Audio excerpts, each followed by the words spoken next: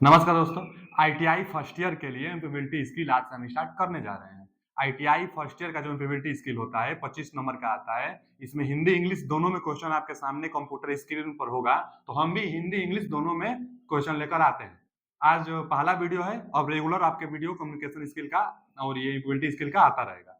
तो आते हैं आज के वीडियो में। पहला ये आईटीआई फर्स्ट ईयर के लिए है, सेकेंड ईयर के लिए सीरीज चल रही है। तो फर्स्ट ईयर का आज पहला वीडियो है। आते हैं पहला क्वेश्चन पर। जो पहला क्वेश्चन है हमारा एम्प्लॉयबिलिटी स्किल का कि और रिज्यूमे शुड बी, एक रिज्यूमे में होना चाहिए, एक रिज्यूमे होना चाहिए। रिज्यूमे क्या होता है? किसी कंपनी वंपनी में जाते हैं आप, तो जो अपना ही अपना स्किल का, अपने एजुकेशन का बायोडाटा तैयार कर लेते हैं, उसी को रिज्यूमे कहते हैं। तो उस आपके बायोडाटा में क्या क्या होना चाहिए, कैसा होना चाहिए, तो पहला क्वेश्चन यही है। और रिज्यूमे शुड बी, तो शॉर्ट एंड प्रिसाइज, पहला ही ऑप्शन सही है। रिज्यूमे शॉर्ट होता है और प्रिसाइज होता है। प्रिसाइज मतलब सटीक जानकारी उसमें देनी चाहिए, खूब लंबा विवरण नहीं देना चाहिए, रंगीन होने की नहीं बना लेना चाहिए। तो दिया है कि फैंसी एंड रंगीन, तो ये नहीं, लंबी विवरण, तो ये भी सब भी नहीं। शॉर्ट एंड प्रिसाइज पहला ऑप्शन इज राइट आंसर। तो आते हैं अगले क्वेश्चन की तरफ। इस क्वेश्चन का पहला ऑप्शन सही होगा। जो हमारा अगला है आज का दूसरा क्वेश्चन कि और written description of duties and responsibility to be carry out in a job card. मतलब पूछ रहे हैं ना, किसी नौकरी में किए जाने वाले कर्तव्य और जिम्मेदारियों का लिखित विवरण कहलाता है। तो जॉब डिस्क्रिप्शन कहलाता है ना जी। किसी कंपनी में आप जाएंगे और आपका जो ड्यूटी होगी, रिस्पॉन्सिबिलिटी होगी, उसका विवरण को क्या कहेंगे? तो जॉब डिस्क्रिप्शन कहेंगे कि आपका जॉब का विवरण कैसा है। तो जॉब डिस्क्रिप्शन, यानी B option is correct. CV क्या होता है? रिज्यूमे को ही सीवी कहते हैं। सीवी जिसमें बायोडाटा होता है सब, तो यहां पर होगा job description. B option is correct answer. Job description इसका होगा। अगला क्वेश्चन जो हमारे सामने है कि write description of duties and responsibility to be carry out और जॉब इज कार्ड। फिर से सेम वही क्वेश्चन है, तो इसको क्या कहेंगे? जॉब डिस्क्रिप्शन कहेंगे। C option is correct answer. Job description जिसमें आपके जिम्मेदारियां और ड्यूटी के बारे में लिखी गई हो, तो जॉब डिस्क्रिप्शन कहलाता है। C option. आते हैं अगले क्वेश्चन की तरफ। जो अगला क्वेश्चन है हमारा कि after receiving interview call, interview call प्राप्त करने के बाद व्हाट इज द नेक्स्ट, आपका अगला काम क्या होगा? आपको इंटरव्यू कॉल प्राप्त हो गया है कि आपका मतलब आपको सूचित कर दिया गया है कि आपका इंटरव्यू होने वाला है, तो आप क्या करेंगे? आवेदन पत्र भेजेंगे? रिज्यूम के लिए कॉल आया तो आवेदन पत्र तो नहीं भेजेंगे। रिज्यूम तैयार करेंगे? नहीं। इंटरव्यू के लिए उसके बाद रिज्यूम थोड़ा तैयार किया जाता है। अपियरिंग एट इंटरव्यू, ये सही है। इंटरव्यू के लिए तैयार होंगे। जब आपको सूचित कर दिया गया है कि आपका इंटरव्यू होने वाला है, तो आप इंटरव्यू के लिए तैयार होंगे, इसलिए C option is correct answer. आते हैं अगले क्वेश्चन की तरफ। जो अगला क्वेश्चन है हमारा, देखिए जो हम बता रहे थे ना कि कुछ कुछ जो क्वेश्चन आएगा वह बस इतना ही आज ही के सीरीज में, कल से फिर ये क्वेश्चन नहीं आएगा। ग्रामर के रूप में होता है, एकदम सिंपल सिंपल, जो जिसका हिंदी नहीं होता है, ये इंग्लिश में इसका मतलब आपको छाटना होगा। क्या दिया है कि हु इज सुटेबल, हु मतलब क्या था ना कि प्रश्नवाचक चिन्ह, तो कौन सा प्रश्नवाचक चिन्ह सुटेबल है इसके लिए? Word for the given sentence, जो सेंटेंस दी गई है उसके लिए कौन सा प्रश्नवाचक चिन्ह सुटेबल होगा? तो हम लोग बार बार ये सेंटेंस पढ़ते हैं कि which animal do you like. Which animal के लिए क्या लगता है? व्हिच लगता है। तो ए option is correct answer. Which animal do you like, कौन सा मतलब जो एनिमल होते हैं उनको आप पसंद करते हैं, तो इसलिए यहाँ पर which. A option is correct answer. जो अगला क्वेश्चन है आज का कि choose the correct punctuation mark. Punctuation mark किसको कहते हैं? देखिए जो कामा होता है या पीरियड होता है या स्लैश होता है या हाइफन जो होता है ना, इन्हीं को हम लोग कहते हैं पंक्चुएशन वर्ड। बड़े बड़े सेंटेंस में इन सब का प्रयोग होता है, फुल स्टॉप का, कामा का, हाइजन का, जो भी होता है ना, इन सब का प्रयोग होता है बड़े बड़े सेंटेंस में। तो वही दिया है कि पंक्चुएशन मार्क का प्रयोग करेंगे कौन सा? रोहन इन द सेंटेंस, मतलब क्या दिया है कि after word Rohan, Rohan word के बाद कहां दिया है रोहन? देखिए यहाँ रोहन वर्ड के बाद कौन सा पंक्चुएशन वर्ड आप प्रयोग करेंगे? तो हम बता देते हैं कि दो नाम कभी लगातार आएगा तो बीच में कामा जरूर लगेगा। तो वही आया है, रोहन, डेविड एंड राम आया है। तो एंड राम आया है, तो ये तो ठीक है, डेविड एंड राम। लेकिन रोहन एंड डेविड, अब यहाँ तीन नाम दिया है तो दो नाम के बीच में कामा लगा देंगे। तो कामा, ए ऑप्शन, यहाँ क्या लगाएंगे? कामा लगाएंगे। देखिए स्पष्ट दिखाई दे आपको, इसलिए हम क्या करेंगे कि यहाँ पर कामा लगा देंगे। उसके बाद अब पढ़िए, एक अच्छा सेंटेंस लगने लगेगा। यहाँ कामा लगाएंगे। क्या लगाएंगे? Comma. Rohan, David and Ram. अब आ गया कि are playing hide and seek, तो वहां पर कामा रहेगा, इसलिए A option is correct answer. आते हैं अगले क्वेश्चन की तरफ। जो अगला क्वेश्चन है हमारा कि choose the correct response the given question, मतलब रिस्पॉन्स, एक क्वेश्चन किया जा रहा है, उसका रिस्पॉन्स क्या आप देंगे, वह कौन सा रिस्पॉन्स सही होगा। इसके लिए क्या दिया है कि हाउ हैव यू बीन, मतलब इसका मतलब होता है ना कि आप कैसे हैं, आप कैसे हैं, आप कैसे हैं। हाउ हैव यू बीन, आप कैसे हैं, तो इसमें से क्या आप जवाब देंगे। वेरी वेल एंड यू, ठीक है, यही ऑप्शन ठीक है। वेरी वेल मतलब बहुत अच्छा हूं, आप कैसे हैं, एंड यू मतलब आप कैसे हैं।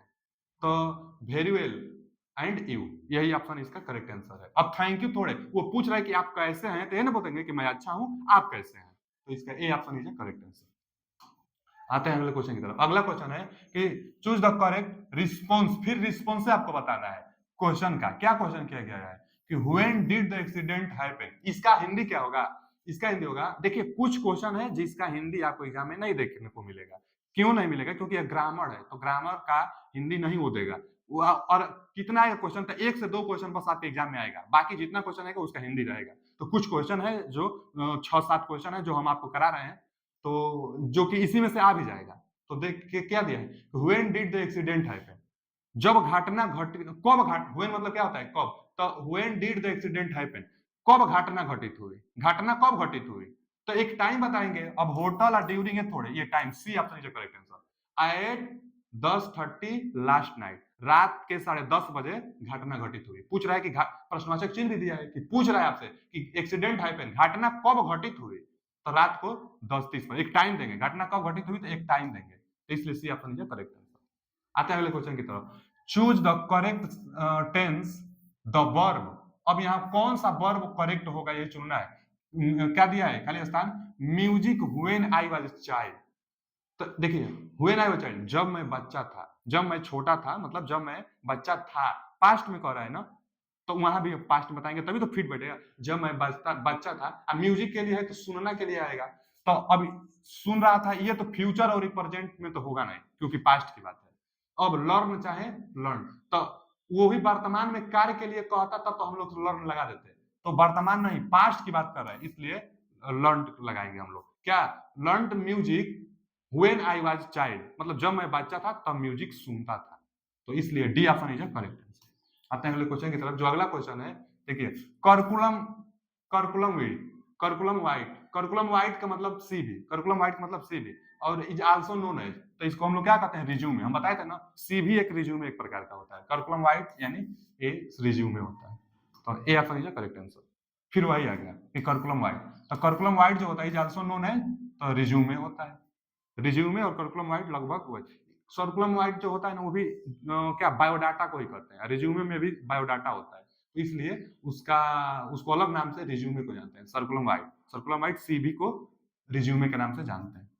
आते हैं अगले क्वेश्चन की तरफ। जो अगला क्वेश्चन है आज का हमारा कि fill in the blank with comparative, ये देखिए कंपैरेटिव डिग्री आता है ना, एक क्या आता है कि कंपैरेटिव जो कंपेयर किया जाता है, सुपरलेटिव जो सबसे सर्वश्रेष्ठ बताई जाती है, एक तो कॉमन डिग्री होती है, तो कंपैरेटिव डिग्री में बताना है। क्या सेंटेंस दिया है, your pencil is then mine, मतलब आपकी पेंसिल मेरी पेंसिल से अब क्या होगी, पेंसिल जो हम लोग पेंसिल लगाते हैं ना, पेंसिल जो लिखते हैं, तो वही पेंसिल की बात कर रहा है कि योर पेंसिल आपकी पेंसिल, देन माइन मतलब आपकी पेंसिल मेरी अपेक्षा अब क्या होगी, शार्पर होगी।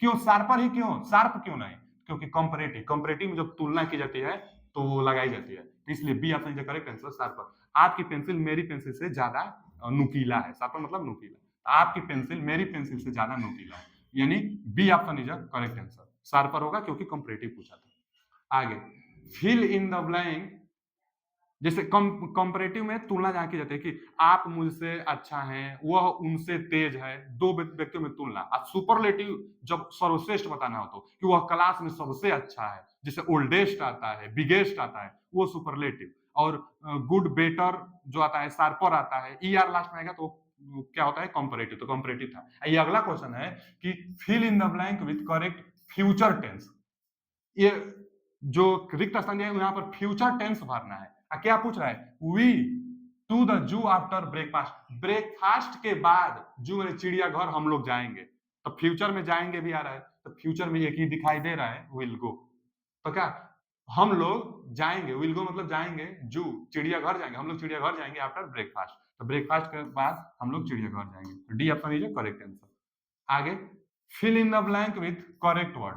अब इनमें से कौन सा करेक्ट वर्ड भरेंगे? तो दे बहुवचन है, अ गुड फ्रेंड्स, तो वे गुड फ्रेंड्स हैं, तो बहुवचन है इसलिए आर है। प्रेजेंटे में दे आर गुड फ्रेंड्स, वो लोग बहुत, अब थे थोड़े, प्रेजेंटे में बताएंगे ना, तो दे आर गुड फ्रेंड्स, वे अच्छे फ्रेंड हैं। सी, सी आपका नीचे करेक्ट आंसर। बहुवचन था, दे एक बहुवचन होता है, वे सब। फिर आगे, fill in the blank with present progressive tense. अब क्या होता है प्रोग्रेसिव टेंस? प्रोग्रेसिव टेंस वह टेंस कहते हैं, उस टेंस को कहते हैं जो कार्य लंबे समय तक प्रोग्रेस में रहती है। प्रोग्रेसिव मतलब जो प्रोग्रेस में कार्य रहते हैं उसको प्रोग्रेसिव कहते हैं। हाँ, ये जो नहीं है वर्तमान टाइम में हो रहा हो या नहीं भी हो सकता है, लेकिन लंबे समय तक चलने वाला कार्य प्रोग्रेसिव टेंस कहलाता है। तो पूछ क्या रहा है कि ब्लैंक, फिलिंग द ब्लैंक मतलब रिक्त स्थान को भरिए प्रेजेंट टाइम में जो प्रोग्रेसिव टेंस है उसके लिए। क्या है टेंस? तो the train through the tunnel, तो train, train through the tunnel, tunnel से जा रही है, तो मतलब प्रेजेंट टाइम में ये तो है, प्रेजेंट लगाया गया है, प्रेजेंट प्रोग्रेसिव प्रेजेंट टाइम में, तो इज पासिंग, यानी B option is a correct answer. B option is a correct answer. एक बार पढ़ लीजिए कि the train is passing through the tunnel, tunnel से ट्रेन गुजर रही है, माने लंबे समय तक कार चलता है इसलिए प्रोग्रेसिव बोला है। आप प्रेजेंट भी लगाया है, तो the train is through the tunnel, train लंबे समय से गुजर रही है, मतलब ट्रेन टनल से गुजर रही है। ठीक है, आज के लिए इतना ही, मिलते हैं अगले वीडियो में। थैंक यू, धन्यवाद।